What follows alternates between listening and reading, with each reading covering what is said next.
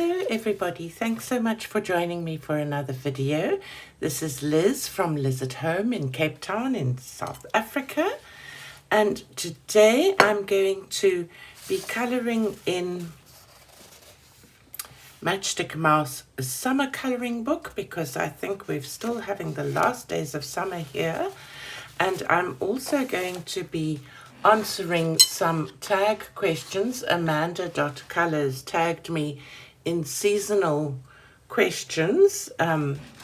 This season, I think it's called Your Seasons, and this one is autumn, but I think it's whichever season you're in, and that's exactly where I'm going to autumn now, or fall if you're in the States. And while I answer those questions, I'm going to try colouring this page in using some oil pastels. I have these beautiful Sennelier oil pastels. I have the 12 set plus some extra colours that I bought, and I've been spectacularly unsuccessful in my attempts at oil pastel colouring up until now. So I've been watching various things and hoping that I'm learning something, and I decided I'm going to give it another try. And so I think I'm going to start with the sky, and what I'm going to do is one of the things that I saw on a video, and that is to use this tortillon or tortillon or paper stump, whatever you want to call it. Whoopsie. And I'm going to find a blue that I like. There's not a lot of choices. There's this dark blue, which I think is going to be too dark. Don't see the names. Just gives you the pigment number. But I think that one would be like a night sky. So I'm going to use this, which looks like an ultramarine. And then I'll go towards a more green seaside. And what I'm going to do is take some of the oil pastel off with my tortillon. I've just cleaned them on some sandpaper. I use just a sheet of sandpaper like this, or this little block that I also have. This is a Faber-Castell block. You get a Derwent block as well. So either of those work. So I'm going to try this and see if this works any better. Because I always find the soft pastel becomes really clumpy when I colour with it, when I put it straight down. So now I'm using the tortillon as if it were a pencil. And I don't think I've put enough pigment on here. Also had a thought of trying to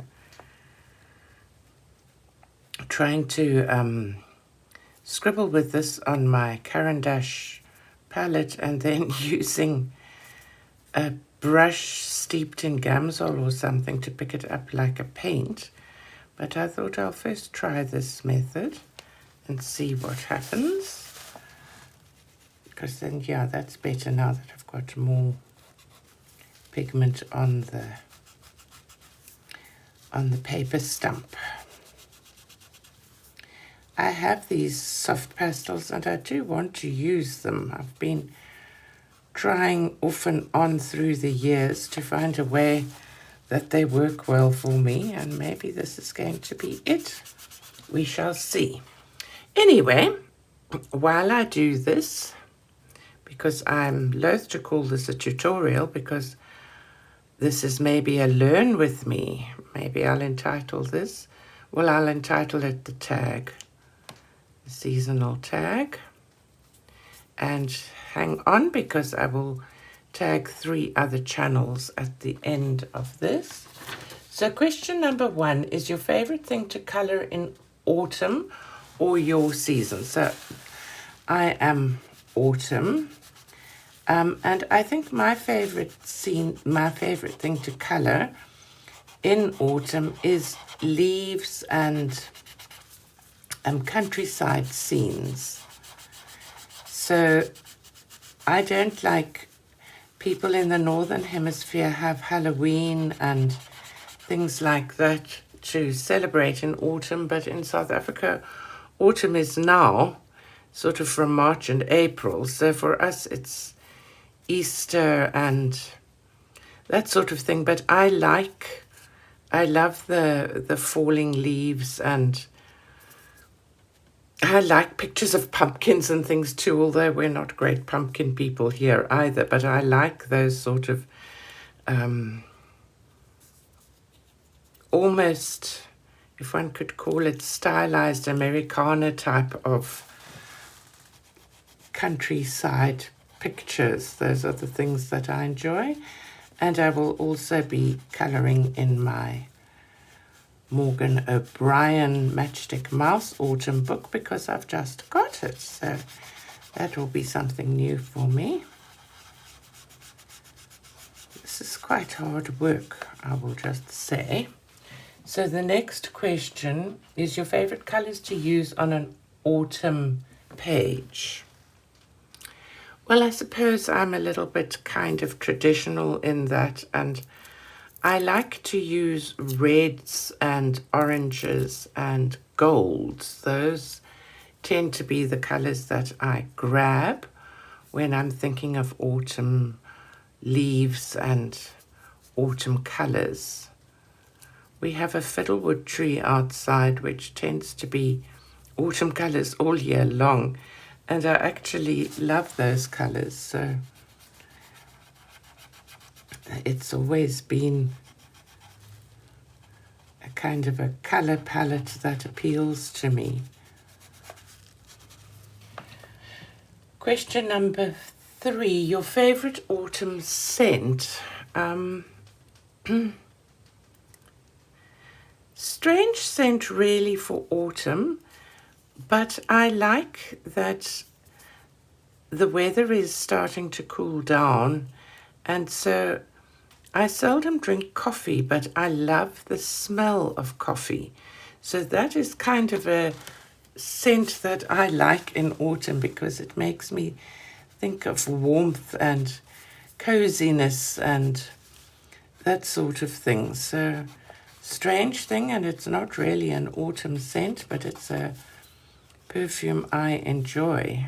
Not a perfume, and a scent or a smell that I like. So I don't know if it's this particular paper stump, but it doesn't seem to get a lot of colour on it. Am I moaning? Sorry. Your favourite autumn decor? Well, I hate to tell you this, but I am not into decor. I'm really bad at decorating my home or anything like that. So I never do anything like that at all. Sorry, I got a fright now because we're sitting with, it's nighttime and we've just had load shedding. So I had other lights on here, but you probably saw a flicker as the lights changed from being power to battery. So I hope the lights I've set up hold through the filming of this. I suppose this is quite flat colouring, this just blue sky.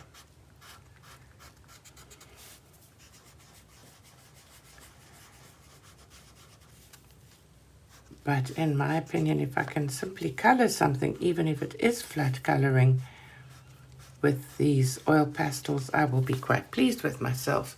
I have a cup of tea here, normal tea, and I'm just going to have a sip, excuse me. Favourite autumn food? Well, In this time of year, we often tend to, we call it a braai.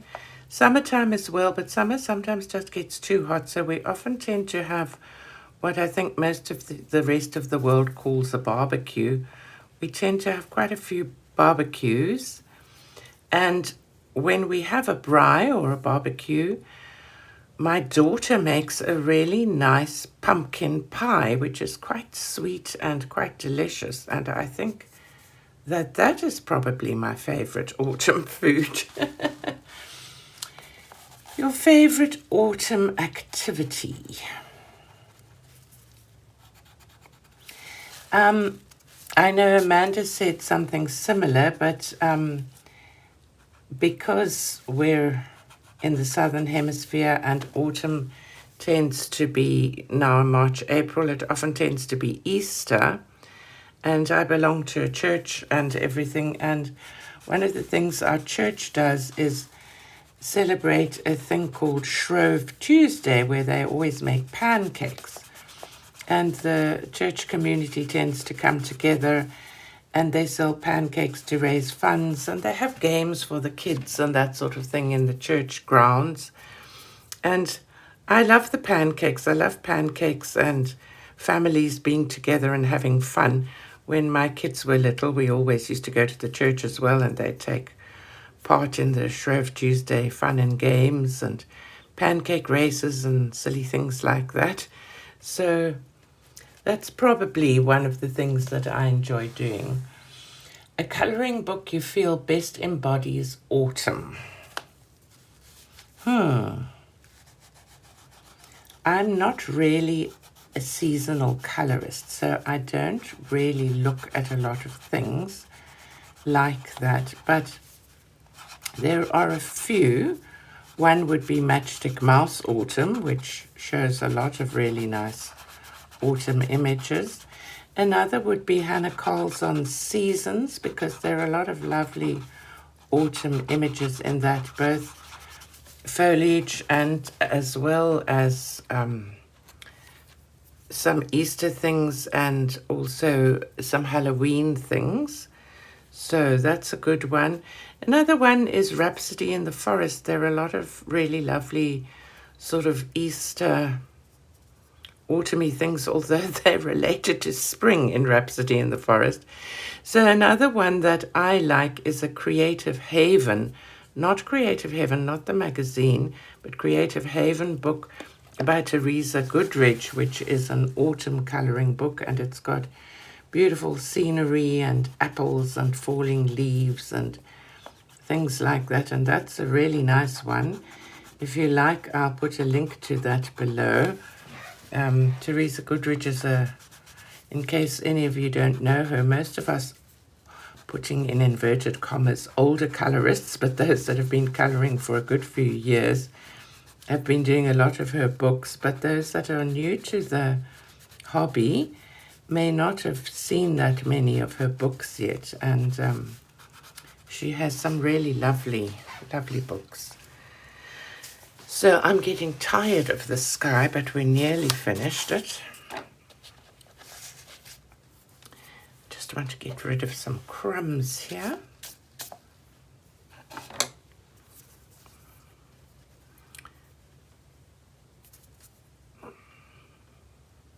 I think this method's working quite well. I've got some Gamsol and a paintbrush and everything at the ready, but I don't think I really need it because this is putting a good lay down of colour.